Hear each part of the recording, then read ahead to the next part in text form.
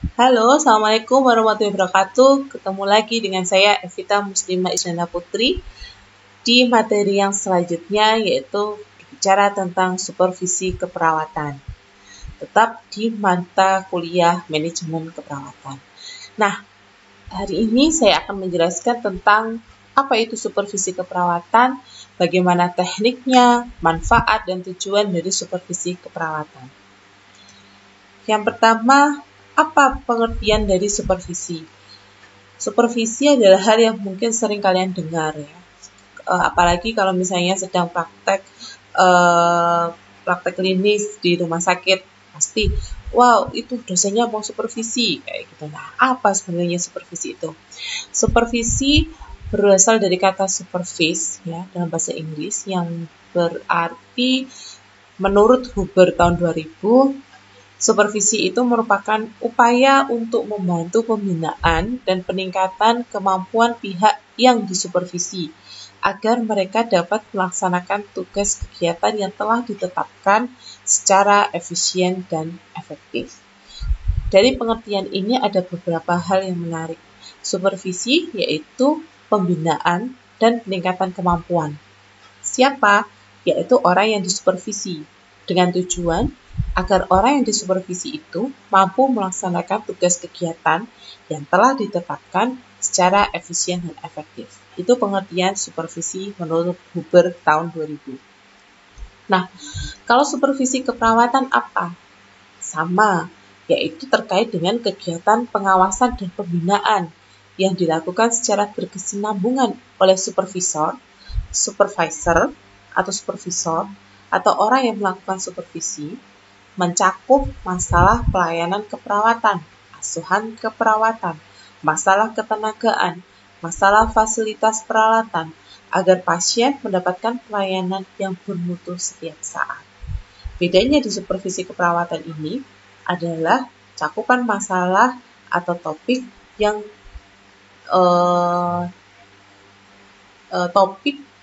terkait dengan supervisi itu, yaitu tentang pelayanan keperawatan, pelayanan asuhan keperawatan, ketenagaan, fasilitas yang diharapkan nantinya pelayanan ini berjalan sesuai dengan tujuan dan bermutu. Itu yang dimaksud dengan supervisi keperawatan. Apa tujuannya? Tujuannya yaitu memberikan bantuan kepada bawahan secara langsung, sehingga bawahan memiliki bekal yang cukup untuk dapat melaksanakan tugas atau pekerjaan dengan hasil yang baik. Tujuan supervisi yang pasti adalah agar tindakan atau pekerjaan yang dilakukan oleh bawahan atau orang yang disupervisi itu mendapatkan hasil yang baik dan orang yang disupervisi itu dapat melaksanakan tugas sesuai dengan delegasinya. Itu tujuannya.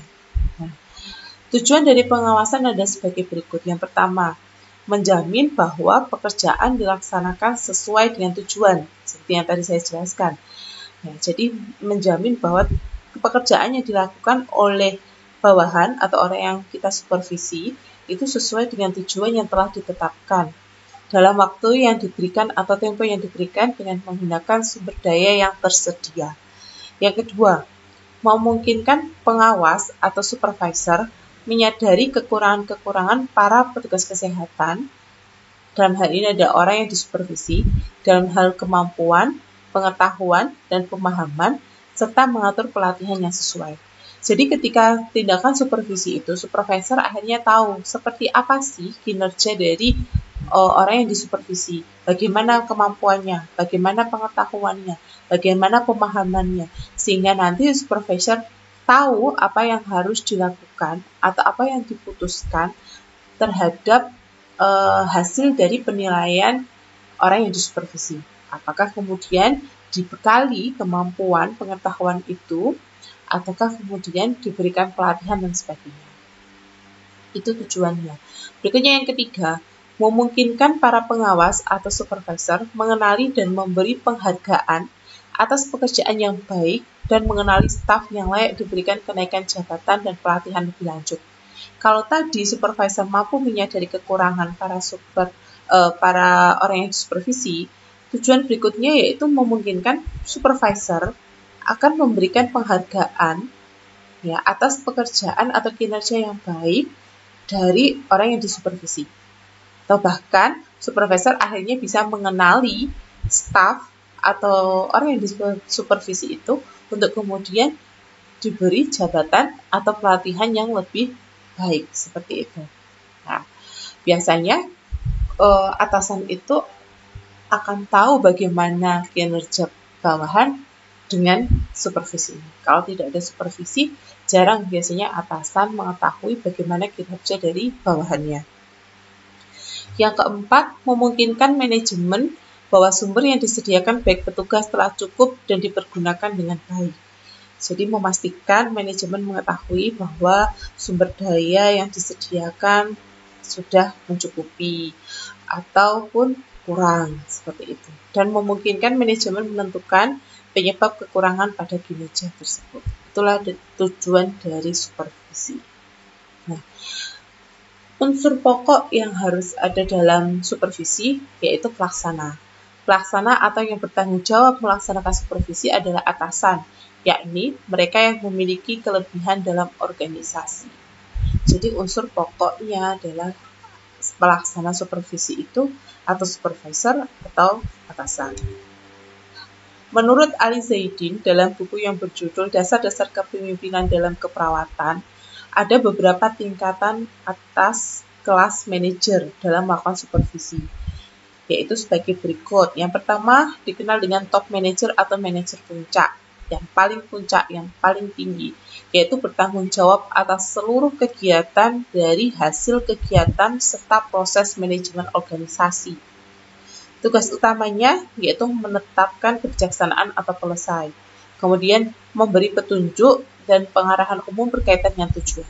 Siapa yang disebut dengan top manager? Biasanya adalah direktur, kemudian ketua, kemudian kepala.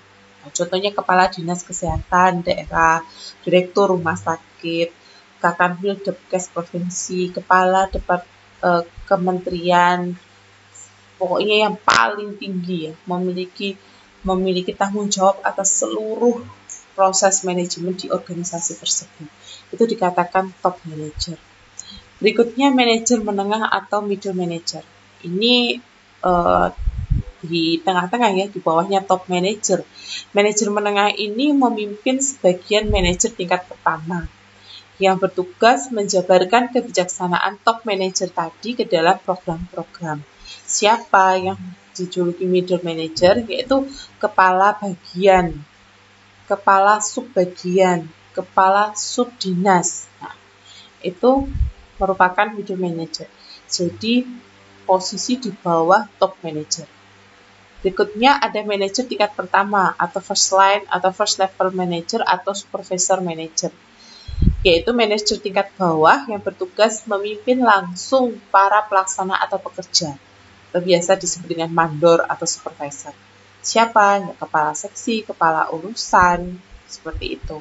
Kalau di dalam rumah sakit misalkan, di top manager di sini adalah direktur rumah sakit, middle manager di sini adalah kepala bagian keperawatan, tingkat manager di sini adalah misalnya kepala ruang. Nah, jadi itu tingkatan kalau di dalam rumah sakit ya. Oke, contohnya seperti itu. Nah, apa syarat supervisi? Sebaiknya pelaksana supervisi atau atasan langsung ya dari yang disupervisi. Jadi syarat supervisi yang paling baik yaitu yang mensupervisi atau yang bertindak sebagai supervisor adalah atasan langsung dari yang disupervisi. Itu syarat utamanya.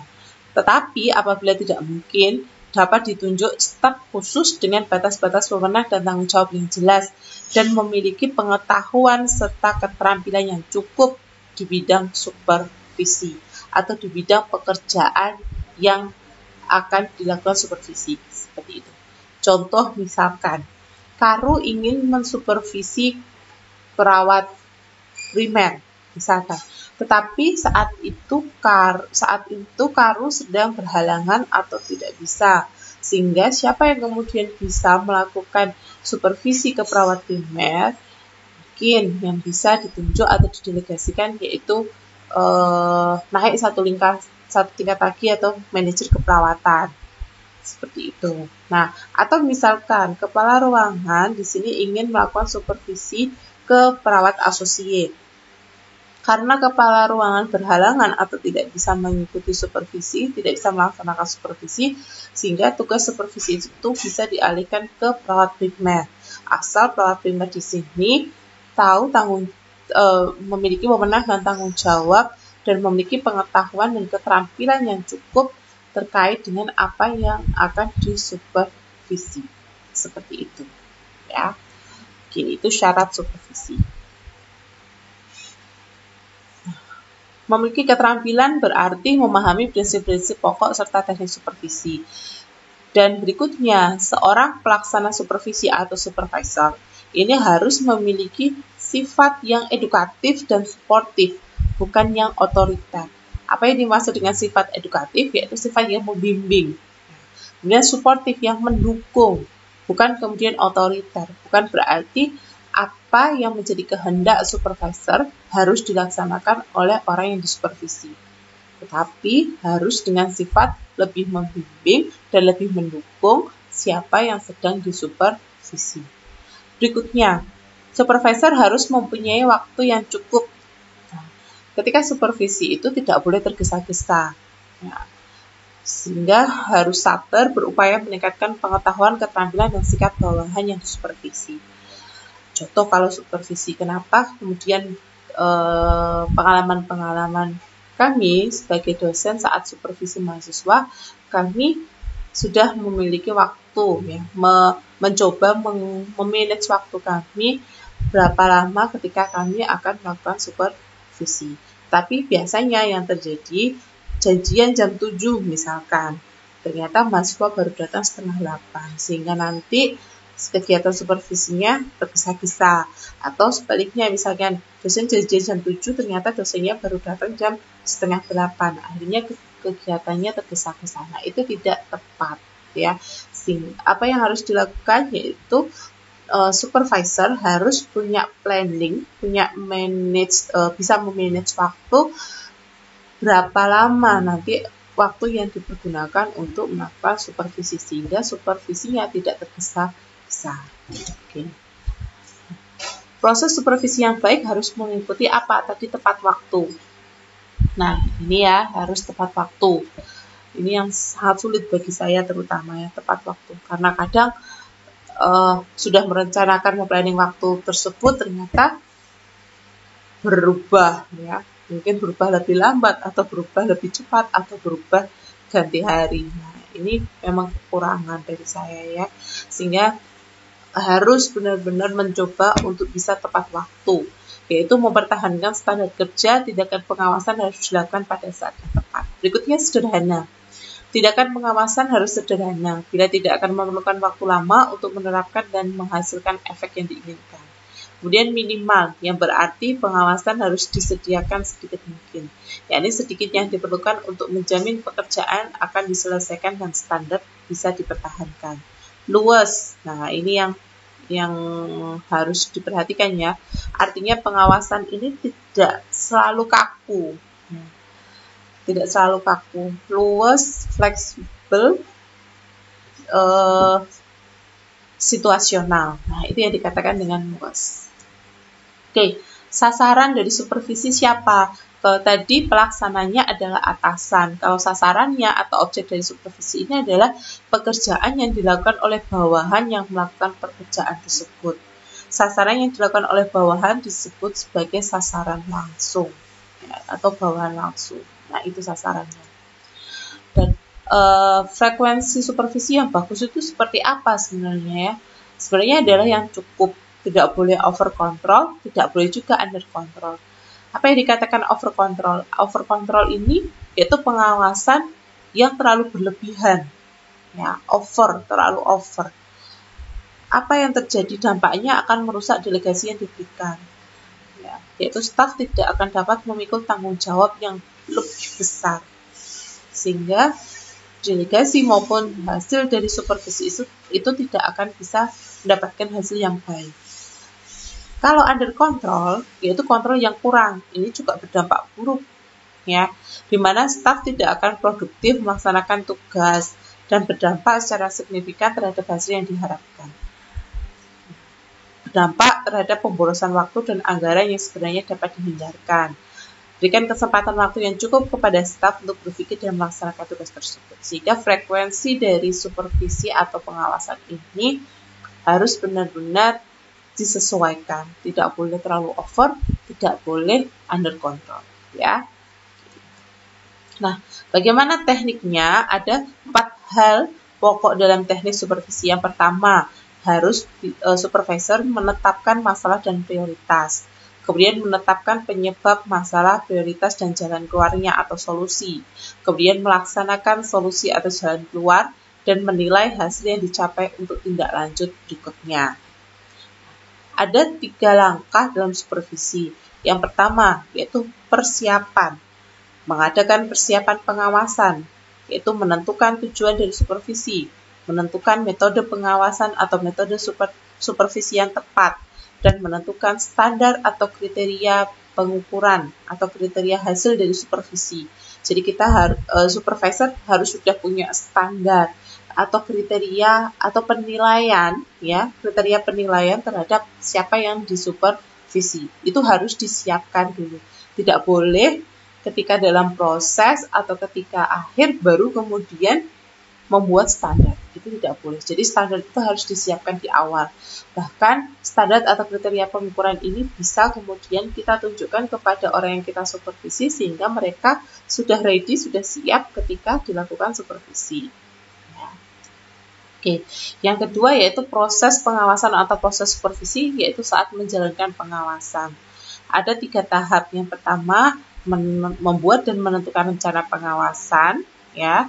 Tadi dipersiapkan dan ini direncanakan. Yang kedua yaitu pelaksanaan pengawasan, pelaksanaan supervisi. Bisa dilakukan dengan berbagai sistem. Yang pertama sistem preventif, yaitu supervisi dilaksanakan sebelum kegiatan dilakukan. Ya, jadi pencegahan, intinya gitu preventif. Jadi supervisinya dilaksanakan sebelum kegiatan dilakukan. Yang kedua sistem represif. Sistem represif ini supervisi dilaksanakan setelah usaha selesai. Contoh misalnya orang yang disupervisi memberikan laporan-laporan kegiatan yang sudah dilakukan. Itu namanya sistem represif.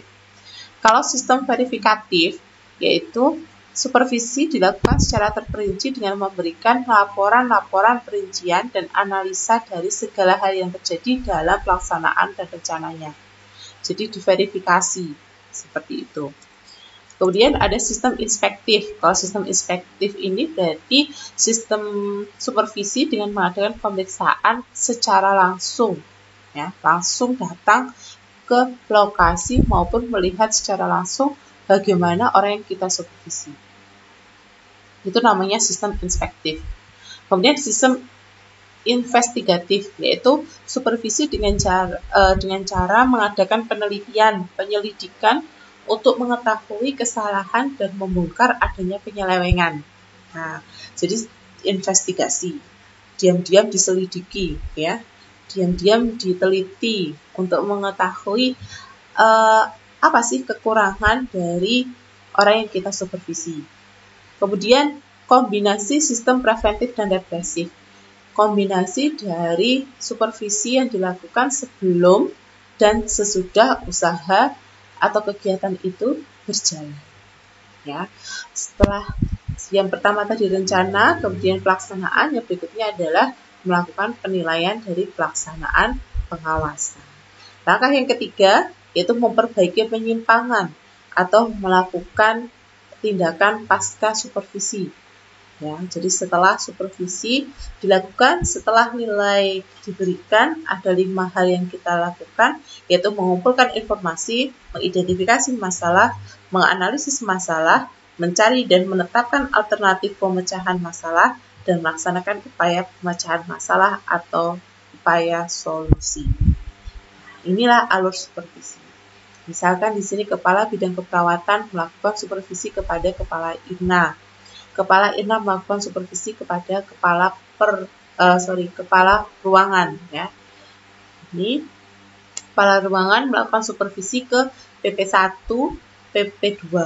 PP melakukan supervisi ke PA, ya, sehingga memberikan hasil kinerja perawat dan kualitas pelayanan yang bagus.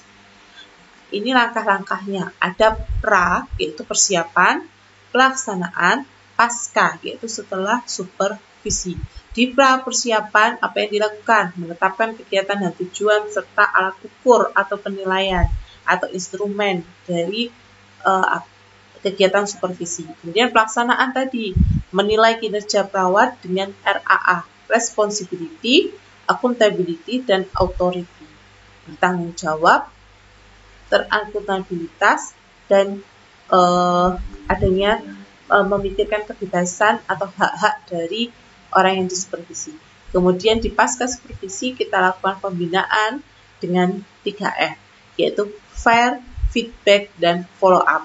Fair yaitu pemberian penilaian yang fair, kemudian feedback kita berikan umpan balik dari hasil penilaian kita, kemudian jangan lupa kita lakukan follow up yaitu tindak lanjut, berikan solusi dan reward, ya, kepada orang yang kita supervisi. Apabila memang orang yang kita supervisi berhak mendapatkan penghargaan atau hadiah. Ini tadi yang saya sebutkan, pra-supervisi, supervisor menetapkan kegiatan yang akan disupervisi, supervisor menetapkan tujuan dan kompetensi yang akan dinilai. Pelaksanaan tadi sudah kita jelaskan, supervisor menilai kinerja perawat berdasarkan alat ukur atau instrumen yang telah disiapkan. Supervisor mendapat beberapa hal yang memerlukan pembinaan. Supervisor memanggil PP dan PA untuk mengadakan pembinaan dan klarifikasi permasalahan. Kemudian pelaksanaan dengan berbagai sistem, bisa menggunakan inspeksi, wawancara, dan validasi, ya. Kemudian dilakukan klarifikasi dan tanya jawab. Setelah itu pasca supervisi dengan 3F, fair, yaitu memberikan penilaian supervisi secara fair, tidak diskriminatif, kemudian melakukan pemberian feedback, memberikan hasil laporan supervisi, dan kemudian melakukan follow up atau reinforcement, ya, untuk perbaikan dan untuk dukungan agar ke depan orang yang kita supervisi menjalankan tindakan keperawatannya secara baik. Terakhir, yaitu cara supervisi ada langsung dan tidak langsung. Kalau langsung, ya supervisi dilakukan secara langsung pada kegiatan yang sedang berlangsung, yaitu supervisor dapat terlibat dalam kegiatan, langsung memberikan feedback dan perbaikan saat itu.